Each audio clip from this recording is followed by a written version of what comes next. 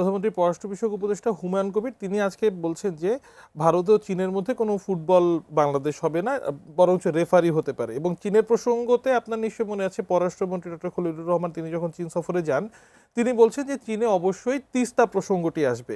আপনি জানেন 2011 সাল থেকে এই তিস্তা নিয়ে বহু রকমের কথা হয়েছে, শেষ পর্যন্ত চীনমুখী হতে যাচ্ছে তিস্তা মহাপরিকল্পনা নিয়ে। আরও 54টা নদীর কথা বলছিলেন, তাহলে ভারতের সাথে বাংলাদেশের এই পানি রাজনীতির একেবারে এই উষা লগ্নকে দেখছেন নতুন পর্বে? না, ভারতের ধরেন যে পশ্চিম বাংলার সরকার হয়েছে, চেঞ্জ হয়েছে। আসামে তো সেম সরকারই আছে। তারপরে আপনার মেঘালয়, ত্রিপুরা সেম। এবং ভারতের যে বাংলাদেশের সাথে যে পানি নীতিটা, পানি কূটনীতি, সেই কূটনীতির প্রধান হচ্ছে যে বাংলাদেশ জন্য পানির জন্য ভারতের উপরে নির্ভরশীল থাকে।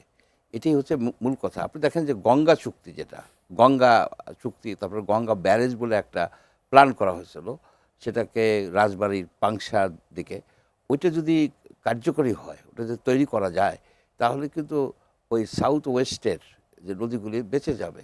অর্থাৎ পানি সেখানে পানি ধরে রাখতে পারবে ব্যারাজ করে, ধরে ওই পানি কিন্তু ওইসব নদী দিয়ে গ্রীষ্মকালে যখন ড্রাই সিজন সে সময় ছাড়লে আপনার স্যালানিটিও এনক্রোচ করতে পারবে না।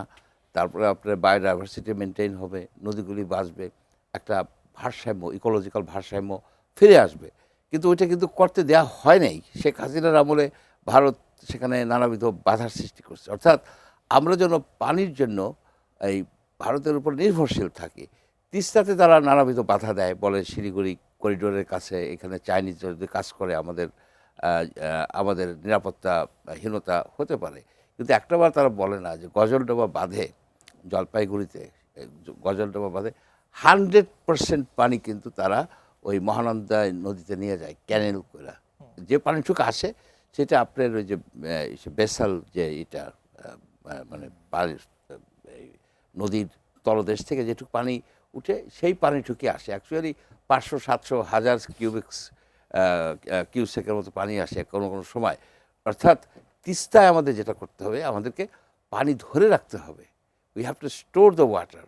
আপনার আমাদের ছোটো ছোটো যেসব নদী আছে, সেই নদীগুলিকে দুই দিকে বাঁধ উঁচা করে এবং রেগুলেটর কিংবা স্লুইস গেট করে ওইখানে যদি আপনার পানি ধরে রাখেন, সেই পানি কিন্তু আপনার এই গ্রীষ্মকালে ইউজ করতে পারবেন। আমাদের যে খাল কাটার যে প্রোগ্রাম, আমি মনে করি কি খাল কাটা না, শুধু খাল সংস্কার। অনেক খালকে বা অনেক নদীকে এইভাবে যদি আমরা স্টোর করে রাখি, তাহলে ভারতের উপরে পানির জন্য আমাদের আর নির্ভর করতে হবে না।